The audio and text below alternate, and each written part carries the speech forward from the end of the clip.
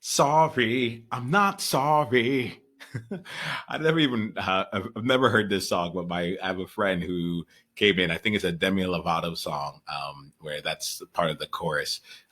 And I just have a friend who sang that to me for the first time a couple years ago, and it stayed with me. And I thought it was really appropriate for this conversation here because one of the things that I hear, I just want to really explore some of the places that uh, we, as outliers and trailblazers, as people who created a lot of success for ourselves, might actually turn the volume down on what it is that we are creating in order to try and be more inclusive of other people. And this right now, what I'm doing is exploring the places that we're giving up our power as a way of trying to empower others, where there is actually a much stronger stance that we can take that not only keeps us in our power, but actually empowers others. Because sometimes our actions disempower others, even if it's good intention or goodwill. So for this one, sorry, I'm not sorry. This one here, I just want to explore some of the words that I tend to hear where people just diminish their power in conversations. And the words that come to mind here, well, actually, before I even get into that, let me ask you, like, when I say that, what comes to mind? What words do you use, or have you heard other people use that take away from the impact and the power of your experience of other people? For me, those words show up as sorry. They show up as anyways, and I don't know. Now, all of these words and like by themselves are not like disempowering words. It's actually like in the context of the conversation. Typically, when I hear, especially the I don't know, and anyways, let's start with that. Typically, when I hear that being done in a disempowering way, is at the end of someone making a statement, and they've made a statement that either expresses what's at the end of the day really expresses what's true to them, whether it's a fact that they're sharing, whether it's an opinion that they have, or perhaps it's like them really expressing something that's on their heart. And at some point, they'll get to the end of making the point there. And in an effort to not seem pushy, not seem cocky, trying to be humble, they'll just throw away the entire statement that they have with this modifier that goes, but I don't know, or anyways, and they just skip over it. So the I don't know to me ends up throwing away completely and saying, here I am with everything that I have to offer you. This is how I feel. This is my truth, but I don't know. In which case there, I tend to hear that. I'm like, oh, okay. There's two things that come into my mind. I'm like, well, if you don't know, then what was the point of that conversation? Right. The other side of it, though, that where I usually end up articulating is, I got to be honest with you. I think you do know, and I'll stop and I'll pause. And usually people will come back and say, yeah, actually, I do know. That is how I feel at this moment. I'm open to other interpretations. I'm open to changing around this here, but this is what's true for me. And it's in that there where I get a chance to be able to meet them as another powerful person and share what it is that I know, or get a chance to actually explore it with them. And I talk about me in this case here, but I get curious about where this shows up for you in your world. Where are you keeping other people from having an opportunity to really, be able to hear what you're saying as a potential powerful statement? And B, where are you keeping them from being able to show up and have an opportunity to show up themselves in a powerful way to meet you in that regard? The anyways part is a throwaway as well, where it almost says, but don't take me too seriously right now. Don't really think about this. Let's just move on. It's just like a speed to get on to the next part. And I see it typically when we're like, oh, have I been talking for too long? Or I'm not necessarily sure if this even makes sense. And there's this element of your own personal power that is being dissipated.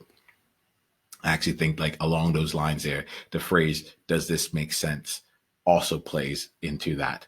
But it plays into it, especially when you're looking for approval of what it is that you've just said. And usually I'll go back and like two things. One, I don't know, does it make sense to you?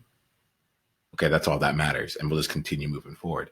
Or I'll come back and say, I think you know it makes sense. And if that's the case, then let's continue moving forward too. So these areas, the I don't know, anyways, that doesn't make sense, all of them being ways to just diminish the impact of what you're trying to convey. And there are ways to also powerfully state that you are open, that you're not set on what you had said, and you're open for an additional conversation or information around it. That's different than throwing away I don't know in an attempt to potentially come off as someone who's meeting someone and creating space for them. I invite you to take a more powerful stance with it, because you actually give the person the opportunity of knowing that you see them as someone who can be in that conversation with you, and give them an opportunity to rise up to that occasion.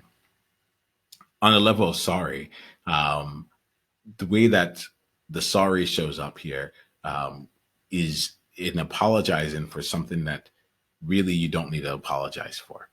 I typically say, if you punch me in the face, please say sorry. If you actually hurt me, like, please say sorry. But like having an opinion that's different than mine, wanting something other than what I want, those are no reasons to have to feel and express feeling sorry. I want you to be able to be in a place where you can be expressed. And it's in that exchange of giving up the power in those ways that keeps you from really being able to be expressed, and also to know yourself to the level that when you're out there looking to make the impact that you're here on this earth to make, you might be backpedaling rather than moving forward. So this is an element here of simply just holding on to your power. And there's something that feels a little scarce about holding on. It feels simply about owning the power that you have, and just choosing not to dissipate that. The last thing I'll say about this here is that it is a gift to the person that you're speaking to, the person who experiences you, if you simply don't take away that which you had said. Give them a chance to be confronted by what you feel is your truth. Give them a chance to be confronted by them having to figure out their own truth. There are gifts that you give to people should you choose to simply allow your statement to live as it is. I'll let that statement live as it is as well. I'm Niama Shang. Wherever you're watching this, I wanted you to leave a comment. And my invitation to you is just for the next 24 hours, anytime that you modify a sentence by I don't know, sorry, anyways, or does it make sense, you take the time to actually raise your awareness on it and call it out in real time and say, actually, and do whatever you need to bring that back into integrity. Actually, I know it makes sense. Like, I'm curious about your thoughts and opinions on it, right? Actually, this is something I do know, and I would love to engage in a conversation to see what some of your thoughts are.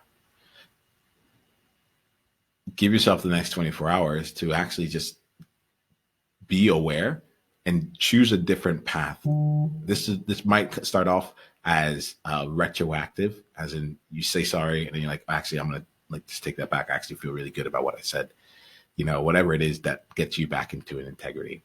I invite you for the next 24 hours, play that one out, and then come share with us what has grown for you, what's transpired, and we'll continue growing from there. And if you're looking for a place where you can practice being in your power, I'm going to invite you to come join us in the Trailblazer Tribe.